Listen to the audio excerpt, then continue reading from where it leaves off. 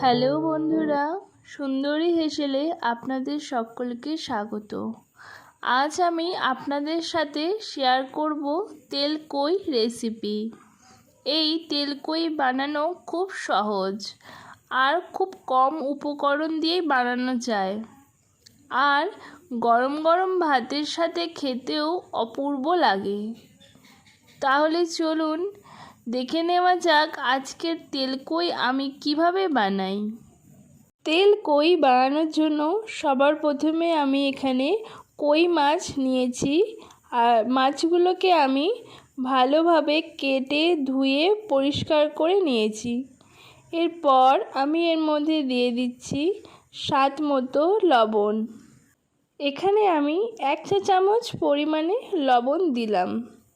এরপর আমি এর মধ্যে অ্যাড করছি হলুদের গুঁড়ো। এখানেও আমি 1 চা চামচ পরিমাণেই হলুদের গুঁড়ো অ্যাড করেছি। এরপর আমি ওপর থেকে 2 চামচের পরিমাণ কাঁচা সর্ষের তেল ছড়িয়ে দিলাম। সব কিছু উপকরণ আমার দেওয়া হয়ে গেছে। এরপর মাছগুলোকে নুন, হলুদ আর তেলের সাথে 2 পিঠ খুব ভালো মতো মাখিয়ে নেব। মাছগুলোকে ম্যারিনেট করে আমি 15 মিনিটের মতো রেস্টে রেখে দেব। এরপর আমি একটা কড়াই নিয়েছি আর গ্যাসের ফ্লেমটা আমি অন করে দিয়েছি। এরপর কড়াইয়ের মধ্যে আমি দিয়ে দিলাম সর্ষের তেল। তেলটা খুব ভালো মতো গরম হয়ে আসলে আমি একে একে মাছগুলোকে তেলের মধ্যে ছেড়ে দিচ্ছি। প্রথমে আমি 4 পিস মাছকে ভালো মতো ভেজে নেব। আমি মাছগুলোকে এপিঠ ওপিঠ 2 পিঠ ভেজে নিয়েছি। তেলকই বানাতে গেলে এই কই মাছগুলোকে কিন্তু একদমই খুব বেশি কড়া করে ভাজলে চলবে না। হালকা করে 2 পিঠ ভাজা হয়ে গেলেই আমি এবার কড়া থেকে এগুলোকে নামিয়ে একটি প্লেটে রেখে দেব।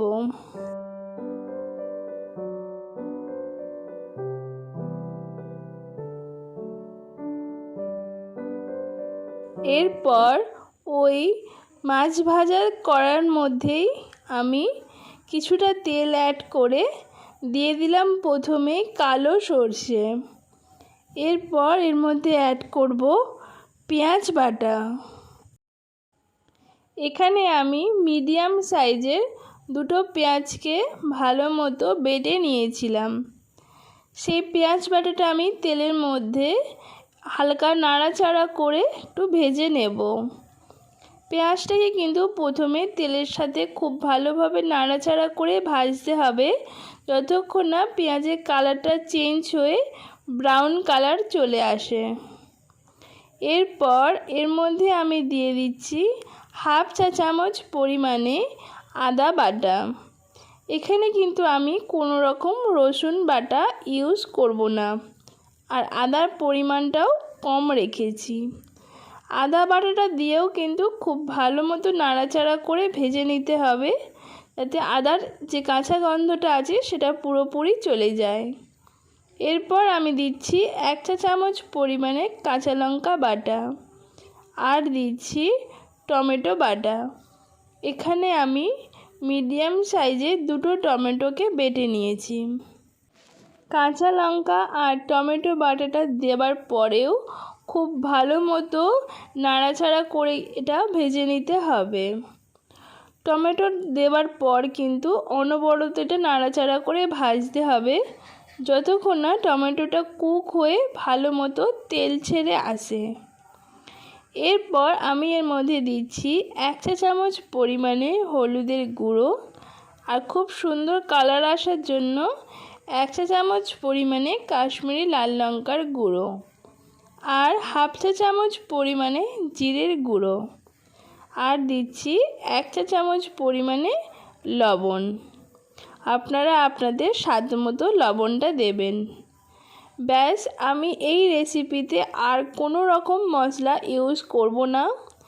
শুধুমাত্র নুন, হলুদ আর লঙ্কা আর জিরের গুঁড়ো দিয়েই কিন্তু এই রেসিপিটা আপনারা একবার বানিয়ে দেখতে পারেন। আশা করছি আপনাদের খুবই ভালো লাগবে। এই রেসিপিতে কিন্তু খুব বেশি মশলা দিলে একদমই টেস্ট ভালো আসে না। মশলাগুলোকে দিয়ে কিন্তু আমি খুব ভালো মতো মিডিয়াম আঁচে কষিয়ে নিচ্ছি। মশলাটা কষাতে কষাতে আমি এর মধ্যে দিয়ে দিলাম মশলা বেটে রাখা যে বাটিটা, সে বাটিটা ধুয়ে 1 বাটি পরিমাণ জলটা দিয়ে গ্রেভিটাকে খুব ভালো মতো একটু আমি নাড়াচাড়া করে নিচ্ছি। এখানে আমার জলের পরিমাণটা কম ছিল, তাই এখানে আমি আরও 1 কাপ পরিমাণে জল দিলাম। এখানে আমি মোট 2 কাপ জল দিয়েছি। জলটা দিয়ে গ্রেভিটাকে খুব ভালো মতো আমি একটু নাড়াচাড়া করে নিলাম। এরপর গ্রেভিটা ফুটতে আমি 5 থেকে 6 মিনিটের মতো দিয়েছি। গ্রেভিটা ফুটে আসলে আর এই রকম গ্রেভি থেকে তেল ছেড়ে দিলে আমি গ্রেভির মধ্যে একে একে ভেজে রাখা মাছগুলোকে দিয়ে দিচ্ছি।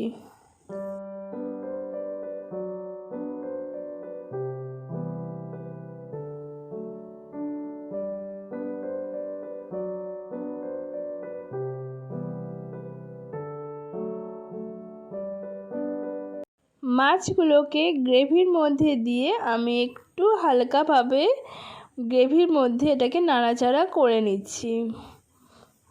এরপর আমি এটাকে ফুটতে দেব 5 থেকে 6 মিনিটের মতো আবারও। দেখুন গ্রেভি থেকে কত সুন্দর তেল ছেড়ে দিয়েছে। আমার কিন্তু তেলকই রেসিপি একদমই রেডি হয়ে গেছে। আমি গ্যাসের ফ্লেমটা অফ করে দিয়েছি। এরপর আমি কড়া থেকে নামিয়ে একটি সার্ভিং প্লেটে রেখে দিচ্ছি। আপনারা দেখলেনই তেলকই বানানো কতটা সহজ আর কত কম উপকরণ দিয়ে এই রেসিপিটা তৈরি হয়ে যায়। তাহলে আপনারাও বাড়িতে আমার দেখানো প্রসেস অনুযায়ী তেলকই বানিয়ে একবার দেখতে পারেন। আশা করছি আপনাদের খুবই ভালো লাগবে। এই রকমভাবে তেলকই রেসিপি আপনাদের ঠিক কেমন লাগলো সেটা অবশ্যই কমেন্টে জানাবেন। যদি ভালো লেগে থাকে তাহলে অবশ্যই একটা লাইক করবেন আর বন্ধুদের সাথে শেয়ার করবেন। আর এই রকম নিত্য নতুন রান্না দেখতে অবশ্যই আমার চ্যানেলটাকে সাবস্ক্রাইব করে আমার পাশে থাকবেন। তাহলে চলি, আজকের মতোই ধন্যবাদ। দেখা হচ্ছে পরবর্তী ভিডিওতে।